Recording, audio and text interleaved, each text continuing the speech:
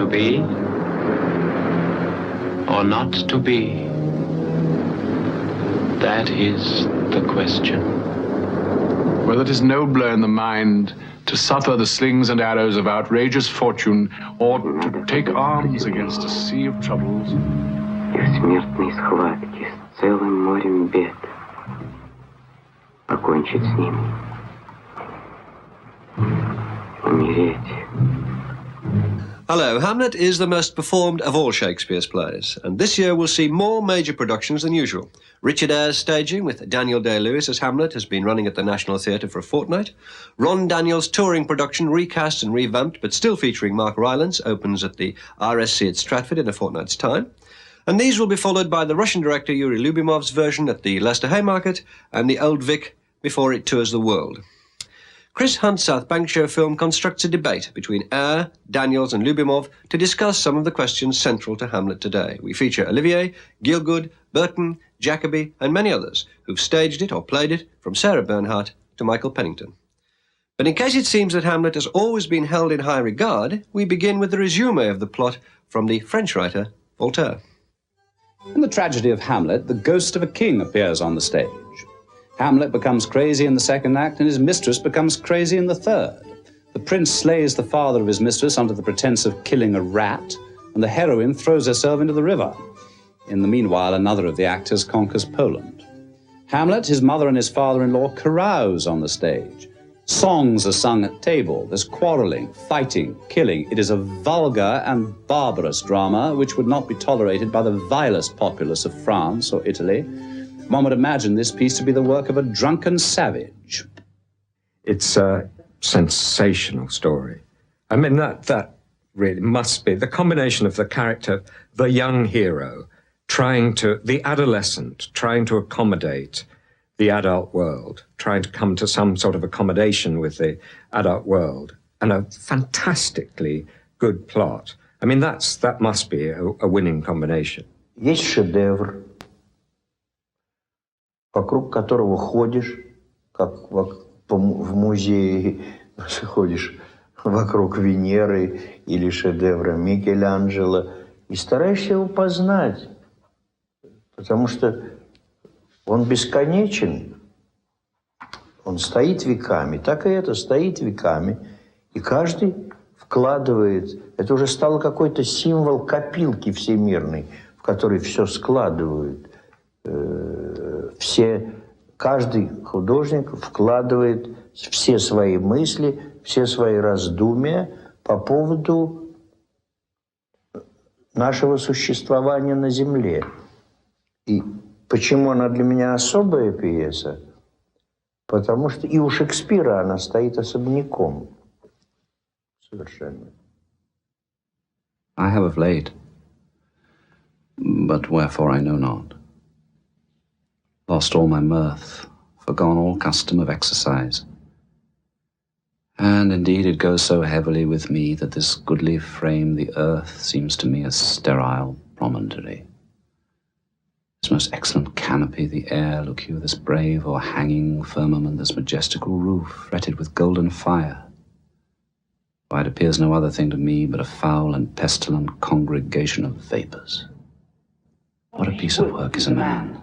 How noble in reason, how infinite in faculty, in form, in moving, how express and admirable. In action, how like an angel. In apprehension, how like a god. The beauty of the world, the paragon of animals.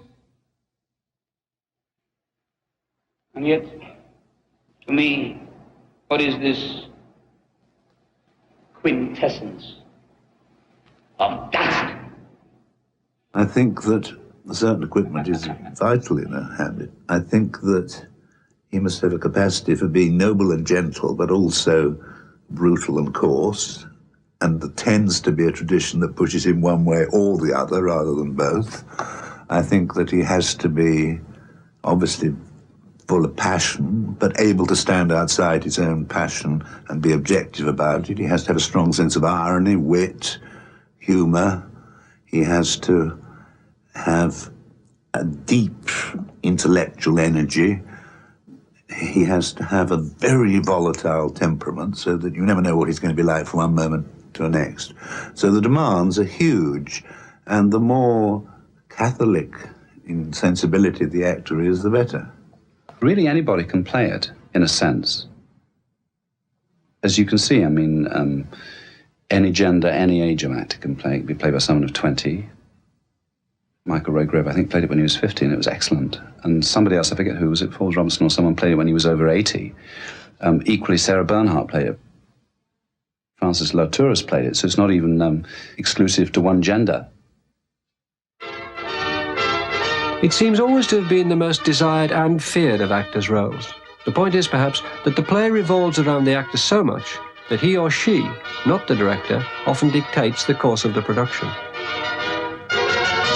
I suppose that unless you're going to do a kind of theory Hamlet and you're going to set it in a cage or something and it's going to say something particular about a particular political situation in the country that's being done, I think maybe the best thing a director can do is make life easy for his leading actor.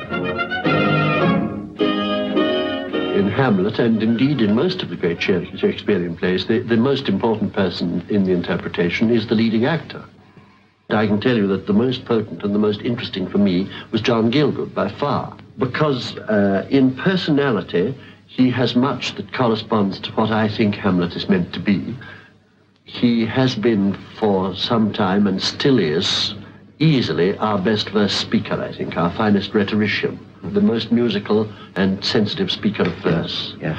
Then he's extremely witty, and obviously it's a very alert, quick mind, which is right for Hamlet. And he easily assumes, indeed I'm not sure now that it is an assumption, his manner is extremely royal. Here hung those lips which I have kissed I know not how oft.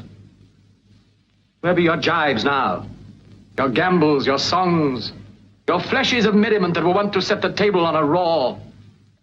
Not one now to mock your own grinning. Quite chop fallen. Now get you to my lady's chamber, and tell her that her paint an inch thick. For this favor she must come. Make her laugh at theirs. Who's the best Hamlet that you've ever seen? Is there such a thing? Yes, Barrymore. Barrymore. He must have been a very princely Hamlet, Barrymore. Not so much princely. He was a man of genius. Yes. Who happened to be a prince. And he was tender and virile and witty and dangerous. What may this mean?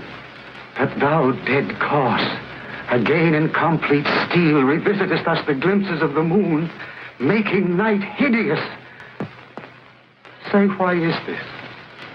Wherefore? What should we do? It beckons you to go away with it. It will not speak. Then will I follow it. Do not, my lord. Why, what should be the fear? I do not set my life at a pin's fee. And for my soul, what can it do to that? Being a thing immortal as itself. Go on. I'll follow thee. You shall not go, my lord. My fate cries out. Unhand me, gentlemen. Behold, you shall not go. Lay off your hands. By heaven, I'll make a ghost of him that lets me. I say, away!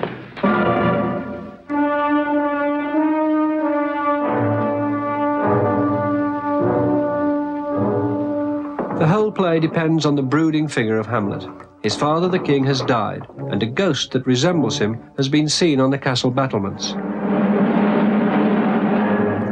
Hamlet returns for the funeral from his studies abroad to find his uncle about to marry his still grieving mother, thus becoming the new king. What Hamlet does not yet know is that his uncle murdered his father for the throne.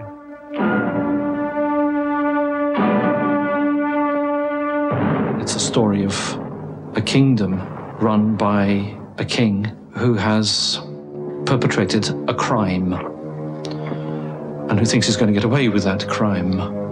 And that crime provokes a sense of rottenness which must be finally exorcised, cleansed. That public outline is the context within which the most unbelievably private, secret anxieties, questionings are dealt with in the private world. At the beginning, you see him in a public situation, a very public situation, which was very painful to him, in a room that's full of memories of his father who's died, with his mother, with another man. You kind of see him, first of all, in the black coat, as he says, that he shows to other people. Everybody else is celebrating the royal marriage, and it's like Nixon's inauguration. The future is all going to be wonderful, and you think, well, yes, I don't believe any of these people are corrupt. And there is this churlish figure in black. I mean, he says right away, "Seems, madam, nay, it is. I know not seems. I have that within which passeth show." So he's someone, he's right away, you can't avoid you saying someone, you're saying, I'm someone who's not going to seem, I'm going to be. And then everybody goes, and he says, "I just wish I could die." And that's terribly shocking. How weary, stale, flat, and unprofitable seem to me all the uses of this world. Fie on't, fie. 'Tis an unweeded garden that grows to seed. Things rank and gross in nature possess it merely. That it should come to this. But 2 months dead. Nay, not so much, not 2.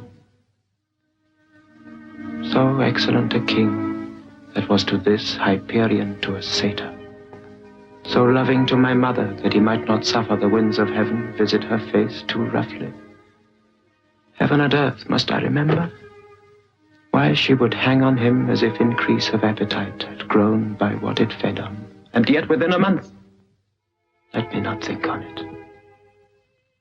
Frailty, thy name is woman. Whoever it was said that Hamlet is a man with 1 foot in the Middle Ages and 1 foot in the modern world, in the sense that he's in a situation where he's expected to behave like a revenge hero, like an eye for an eye, sort of angel of destruction. But on the other hand, he's a Renaissance humanist and rationalist who thinks and reflects on things. I think that's an interesting remark, because it's not only true historically, it's true psychologically as well. And I think one of the reasons why audiences like the play so much is that everybody in their own lives, almost every day, at some point, face the kind of crisis that Hamlet faces. That's to say, do you behave like a kind of reactive savage to the people who live near you, or do you behave like a rational and thinking and sensitive human being? And in a sense, putting it in that psychological sense, it's everybody can relate to Hamlet. It's nonsense to pretend that Hamlet is the story of every man. It isn't. It is Hamlet, Prince of Denmark. And that's the whole motor of the story, is that it's not just you or I growing up in a corrupt world. It is somebody who is obliged to take a public role. It's a role which becomes traumatic when Hamlet sees his father's ghost, who tells him how he was murdered. When Richard Eyre directed the play 9 years ago with Jonathan Pryce, his most celebrated innovation was in his interpretation of the ghost. I wanted the Hamlet to be possessed by the spirit of his father. This was the only means I could think of at the time of making the manifestation of his father's spirit effective for a contemporary audience, highly skeptical about the existence of the spirit world. His father had very recently died. The grief for his father was very powerful and very subjectively felt by Jonathan. I am my father's spirit, doomed for a certain term to walk the night, and for the day confined to fast in fires till the foul crimes done in my days of nature are burnt and purged away. List, oh list, if ever thou didst thy dear father love, oh God, revenge his foul and most unnatural murder. Murder? I murder most foul, as in the best it is, but in this most foul, strange, and unnatural. Adieu. Adieu. Adieu. Remember me. Hamlet, remember. Remember me.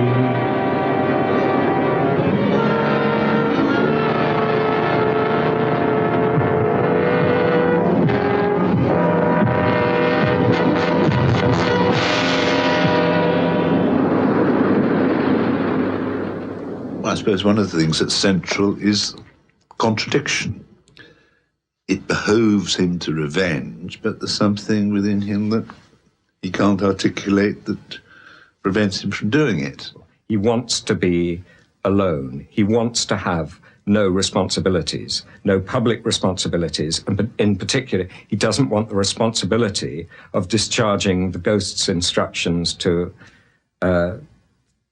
revenge his uncle. Порвалась несвязующая нить. Как мне обрывки их соединить?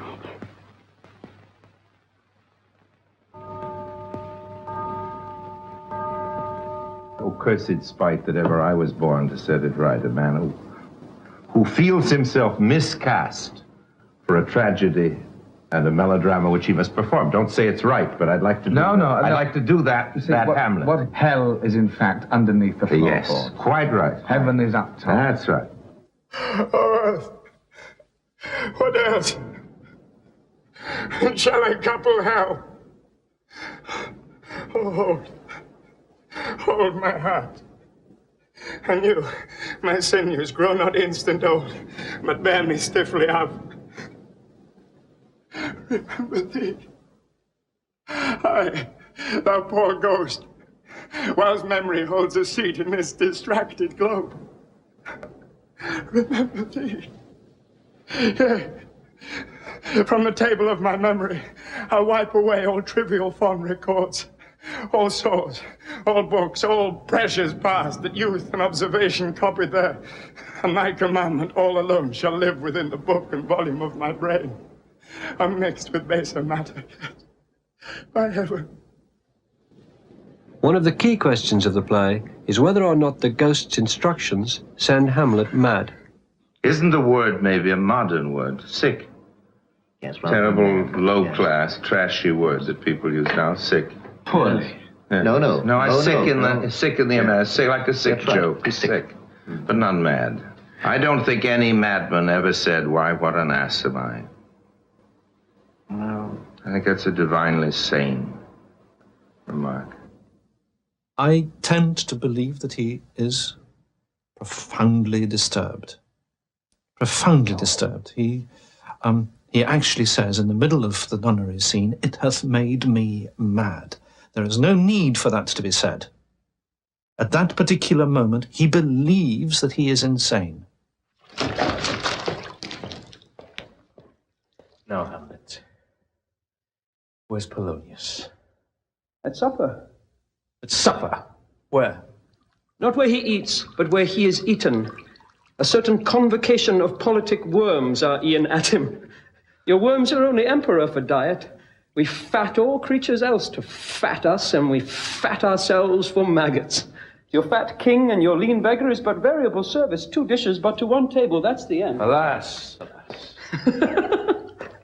A man may fish with the worm that hath eat of a king, and eat of the fish that hath fed of that worm. What dost thou mean by this? Nothing, but to show you how a king may go progress through the guts of a beggar.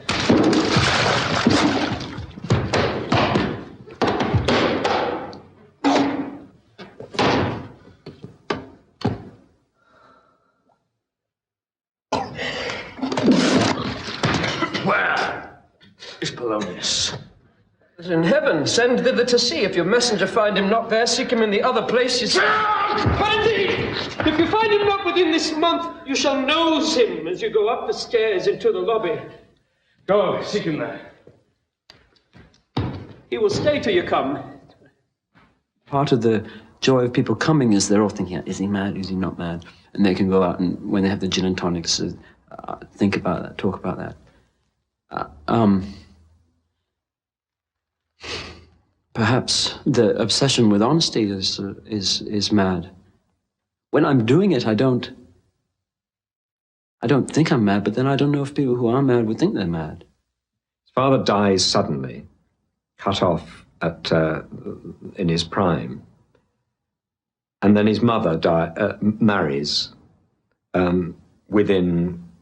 certainly within 2 months. Now, I challenge anybody who's very young and sensitive and imaginative not to feel the most chronic grief and the most chronic emotional disturbance as a consequence of those two things. And anybody who disputes that simply has never experienced grief or has never experienced any kind of jealousy or disturbance concerning the sexuality of their parents. Oh, well. Your mother?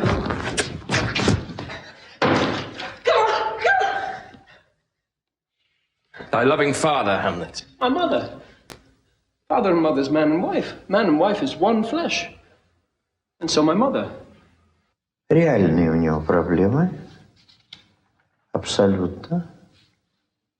А мне кажется, сейчас в мире еще есть какая-то странная, наверное, если хорошо сделать спектакль, то обида, что вот человек родился быть лидером государства, но судьба судила иначе. В этом есть второй трагизм этой бессмертной трагедии. И потом весь ход пьесы опровергает вот то, что сейчас принято, как вы говорите, играть Гамлета. What he is before he's anything, even before he's a man of the English Renaissance, even before he's an Elizabethan, is that he is an authentic, tragic hero who is himself a man of genius. And once Shakespeare had written him, he never wrote a man of any genius at all again. Before Hamlet, he kept appearing as Mercutio, as people who kept running away with the play. Once he'd written that man and discovered that there was no actor who could play him, he sat down to writing the great humors that an actor could do, like jealousy, infidelity, Lear, Coriolanus, all these great simpletons, tragic simpletons. You know, the man of genius had been done, couldn't be acted. He turned to something else, I think. But if he did create Hamlet as a genius, perhaps it was to give voice to his own poetic talent. Поэты всегда, великие, идеальные поэты, отличаются тем, что у них такой своеобразный строй языка, он настолько метафоричен, глубок, оригинален. Ведь когда составляют словарь запаса шекспировских слов, у всех челюсть отвисает. Какой он огромный. Дело не в том, что он очень точно прописывает Шекспира, прописал свои характеры. Диккенс пропишет, может быть, и точнее. Но поток вот темперамента Шекспира, потому что все они пронизаны его характеры гением Шекспира. И в поэзии это наиболее всегда ярко видна. За всеми характерами личность самого гения. Shakespeare, the playwright and actor, is most often imagined to be writing in his own voice in Hamlet's advice to the touring players, or about to enact a scene he's written. Speak the speech, I pray you, as I pronounced it to you, trippingly on the tongue. But if you mouth it, as many of your players do, I had as if the town crier spoke my lines. No, do not saw the air too much with your hands thus, but use all gently. For in the very torrent, tempest, and, as I may say, whirlwind of your passion, you must acquire and beget a temperance that may give it smoothness. I warrant, Your Honor. Be not too tame, neither. But let your own discretion be your tutor. Suit the action to the word to the action. With this special observance, that you o'erstep not the modesty of nature, for anything so overdone is from the purpose of playing, whose end, both of the first and now, was and is to hold as 'twere the mirror up to nature. I think it's the longest part he wrote. And because it's the longest part, you certainly are stretched to the very limits of your ability in terms of, making all the variations and making enough variety and getting enough changes, and whether you have the stamina and the athleticism to do the part, because it is an immensely wearing part to do. For something that was supposed to be inactive and melancholy, I mean, he doesn't have to spend a lot of time running around and threatening everybody.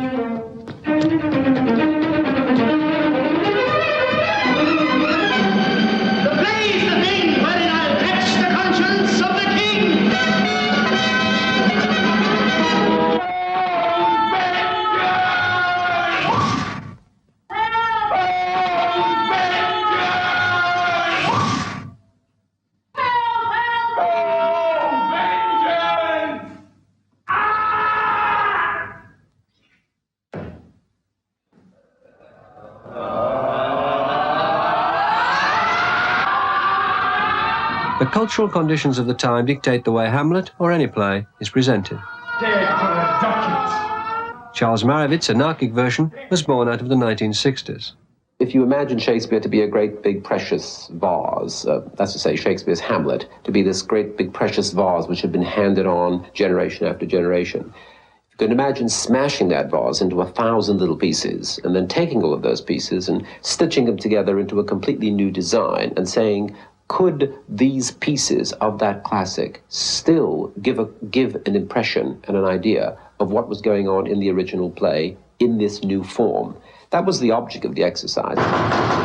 Speak the speech, I pray you, as I pronounced it to you, trippingly on the tongue. But greatly to find quarrel in a straw with honor. Saw the air too much with your hand, thus use all gently. But greatly to find quarrel in a straw with honors of the state. Well, he has purpose, and if he has the purpose, let him do it. Maybe one doesn't like it, but I don't see that means that it's wicked for him to do it. When you walk into the theater, you have with you an historical expectation. You know what you are going to see because you've read it, it's been drilled into you in school and university, it's generally and collectively understood and known. If then you come into the theater and you get a radically different response, if your expectation is frustrated, you then have what I would call a theatrical experience. To be or not to be, that is the question.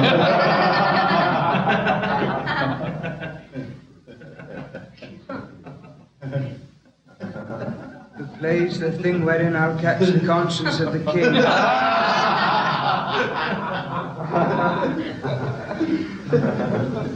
There is something rotten in the state.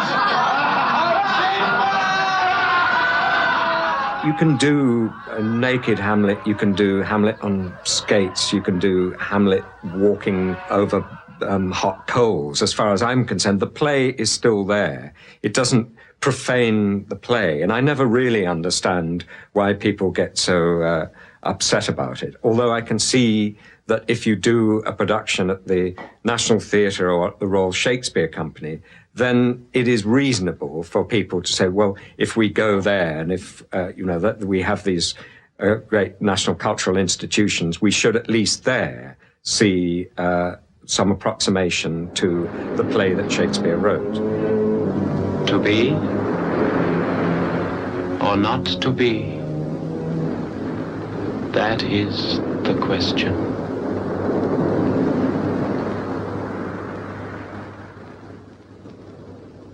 Whether it is nobler in the mind to suffer the slings and arrows of outrageous fortune, or to take arms against a sea of troubles, and by opposing, end them, to die. to sleep no more, and by a sleep to say we end the heartache and the thousand natural shocks that flesh is heir to. 'Tis a consummation devoutly to be wished. Scandalous as it is to say so, I think in a way it's the most irrelevant soliloquy as far as the story of the play is concerned. And I mean, you also know that a lot of people know as you enter that that's what you're going to say. So the question arises, it does often with the Hamlet, is how do you get on, without, alerting people overmuch? You can trivialize it by making it just a sort of, oh, this is the problem, to be or not to be. You can make it over portentous. It's an oddity, I think. It is the most superfluous. It is the most removable, because it doesn't advance the dramatic action. And I think it's revered much more in Europe, probably, than it is in England, because they do take it as a cosmic statement about life, and it is used so much as an anthology piece of a mystical and theological nature.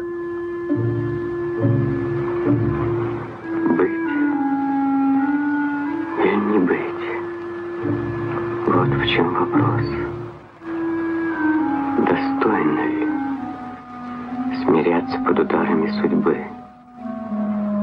Или надо оказать сопротивление и в смертной схватке с целым морем бед покончить с ним?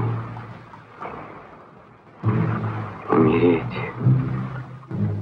В этом монологе и, мне кажется, вся концепция выражена. Основная концепция всего произведения. Когда он говорит умереть, уснуть и видеть сны. Какие сны в том смертном сне приснятся, когда покров земного чувства снят? Вот и ответ. Вот что заставляет и начинается монолог, что боязнь смерти. Все мы, люди, не верим мы до конца, поэтому мы миримся со всем злом, которое есть вокруг нас в мире. А то все просто. Так решить. Удар кинжала. Все. И призрачность заслуг в глазах ничтожна. Когда так просто сводит все концы удар кинжала. Кто бы согласился, кряхтя под ношей жизненной плестись, когда бы неизвестность после смерти, боязнь страны, откуда ни один не возвращался, не склоняла волей мириться лучше со знакомым злом, чем бегством к незнакомому стремиться. Это проходит через всю пьесу. Особенно ярко выражено сразу с ключевой фразой: «О, если бы предвечный не запретил как самый тяжкий грех самоубийства, то я не стал бы жить». Раз. Дальше с королем, когда он хочет убить его, потом сперва говорит, он молится, какой удобный миг, один удар, и он завьется к небу, и все. Стоп. Так ли? Разберем. И опять начинается разбор с христианской точки зрения, что отец умер без покаяния, а этот кается. Значит, он может заслужить прощение. Это также выражается в нюансах, часто чрезвычайно тонких.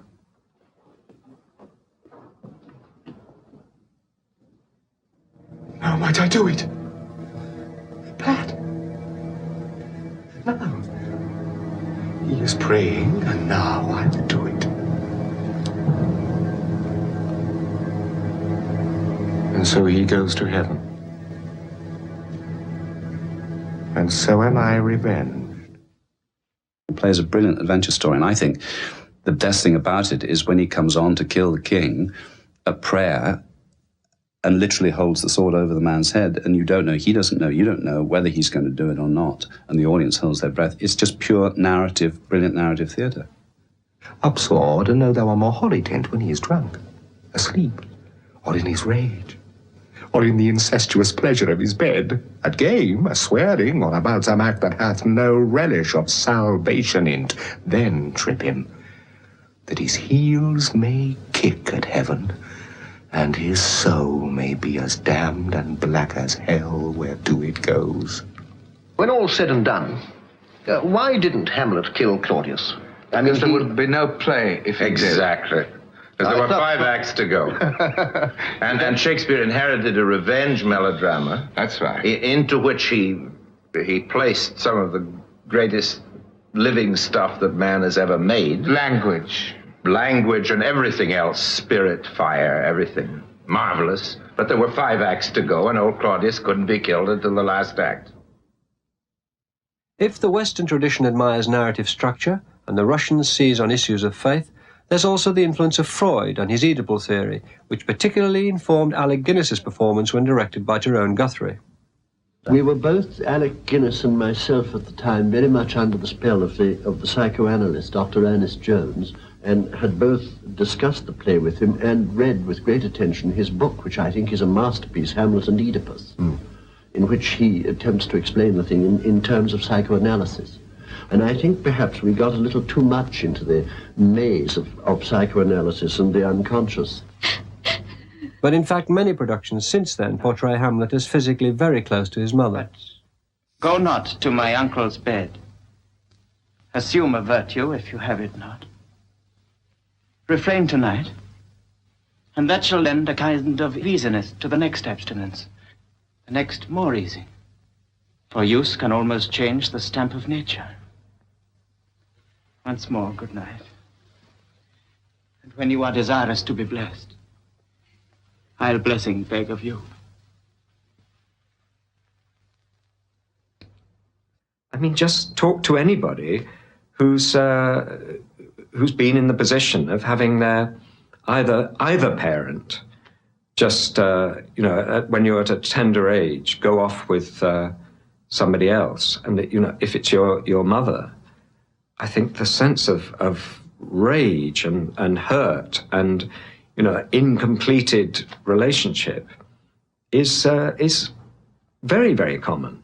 And I think to talk about Oedipal complex is actually just to betray a rather lamentable ignorance of the human condition, because you don't have to look far to see the similar feelings in oneself.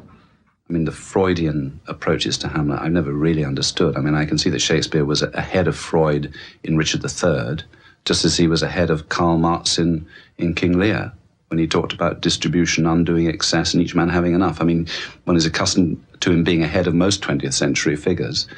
But I think that Hamlet is a blank page on whom is written the events of the play. This is a very, very great play, so that any kind of system you apply to it is inevitably going to diminish the play, because some of what you're trying to do is let as many meanings blossom as possible, rather than cutting off and blocking the channels of meaning. It doesn't, I believe, lend itself to easy definition, and I believe that any production which does say, oh, it is a revenge play, or oh, it is a political play, is a glib and selective and reductive definition of a play that is much more rich and complex. It's always about private dilemmas confronting public dilemmas, or crisscrossing in some way. So that at the sort of emotional climax of the part, which is about two-thirds of the way through, suddenly the outside world breaks in the shape of Fortinbras, the political aggressor, which happens to give rise to what I think is the most interesting soliloquy. How All Occasions Do Form Against Me is very much to do with him suddenly seeing the image of Fortinbras, who is active in every way that he has been notoriously inactive, and decisive in the way that he's been indecisive, and it causes him to look at himself in a completely fresh way. How all occasions to inform against me. Spur my dull revenge. What is a man, if his chief good and market of his time be but to sleep and feed? A beast no more. Sure, he that made us with such large discourse, looking before and after, gave us not that capability and godlike reason to fasten us unused. Now, whether it be bestial oblivion, or some craven scruple of thinking too precisely on the event, a thought which courted hath but one part wisdom and ever 3 parts coward. I do not know, why yet I live to say this thing's to do, sith I've cause and will and strength and means to do it. Examples gross as earth exhort me.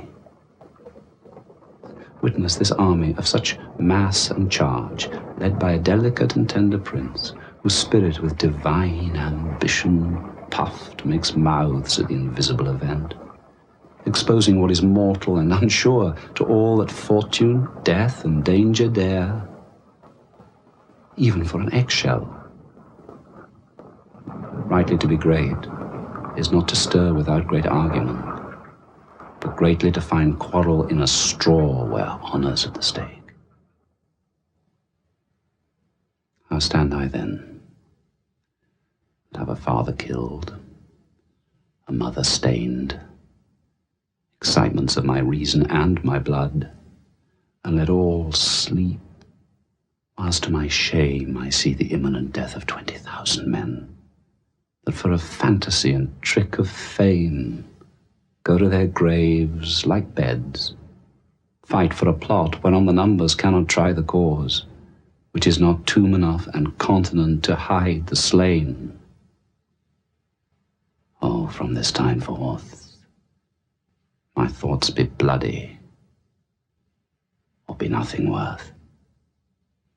I come more and more to see the play as a war between the female or the feminine within a man and the masculine within a man, and that in order that the story is effectively how you drive out the woman from a man, and in order to deal with the world which he occupies, the world of the court, the exclusively male-dominated world where military values and the values of real politic are held as absolutes. In order to deal with that world, he has to drive out the woman in him. Hamlet is sent away to England, where he's supposed to be murdered. But he survives and eventually returns to Denmark, his personality subtly altered. Why was he sent into England? Why, because he was mad. I shall recover his wits there. Or if I do not, 'tis no great matter there. Why? It will not be seen in him there. There, the men are as mad as he. There's clearly a sea change. So there is this aging, as it were, from the age of 20 to the age of 30. And when he comes back, he is different. And I think what's happened is he's cauterized his feelings, and he becomes rather deterministic. How long will a man lie the earth very rot? Faith, if I be not rotten afore I die, as we have many pocky courses nowadays that will scarce hold the laying in. Who will last you some 8 year or 9 year? A tanner will last you 9 year. Why he more than another? Why, sir, his hide is so tanned with his trade it'll keep out water a great while. And your water is a sore decayer of your whoreson dead body. When he comes back to the graveyard, he's very, very concerned in finding out what happens to you when you die. He's relentless, obsessional about it. You know, he quizzes the gravedigger about death. What happens? How do you decay? Sees the skull. This is what you arrive at, isn't it? Alas, poor Yorick. I knew him, Richard. A fellow of infinite jest, of most excellent fancy. He had borne me in his back 1,000 times. Now, how abhorred in my imagination it is, my gorge rises at it. Here hung those lips that I've kissed I know not how. Where be your jibes now? The songs, Your gambols, your flashes of merriment that were wont to set the table on a roar. Not one now to mock your own grinning, quite chop-fallen. Now get you to my lady's chamber and tell her let her paint an inch thick to this favor. She must come. Make a laugh of that. What I suspect is moving about the character is his ability to fight back. Not physically in action, but with his wit and his understanding. I mean, the way that he protects his friend Horatio, who's a less imaginative figure than him, who doesn't understand some of the workings of Hamlet's mentality. I mean, I can think of the moment before, just immediately before the duel, when Hamlet has this premonition that something's going to go wrong. And Horatio said, "What's the matter? I mean, I'll cancel the duel." And he said, "No, it's all right. Please don't worry. It's to be. It's if it be now, 'tis not to come."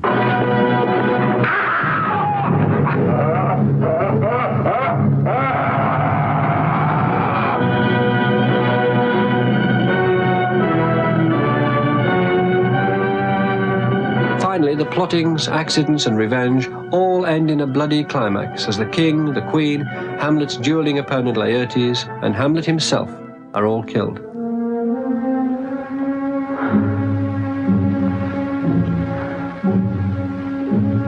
Дальнейшее молчание.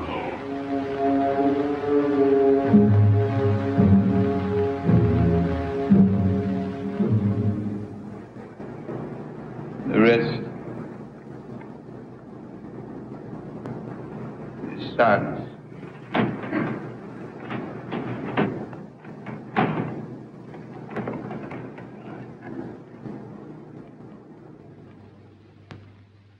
The rest is silence.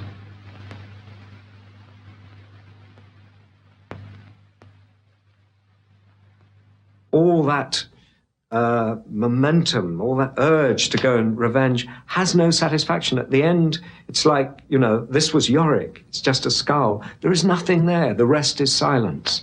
It's a terrifying vision. He comes to some kind of peace, and I guess that's what part of the reason that makes it a tragedy is he has actually reached the state of a prince at the time that he dies, and you should feel he would make a wonderful king at that point. Good night, sweet prince, and flights of angels sing thee to thy rest.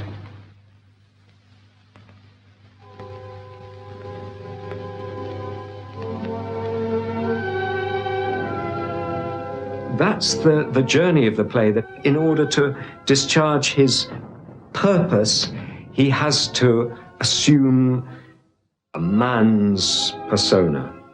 And I think that's the tragedy. The tragedy is that he matures. In a man's world, he finally grows up. It's so painfully touching because one still sees the other Hamlet beneath it.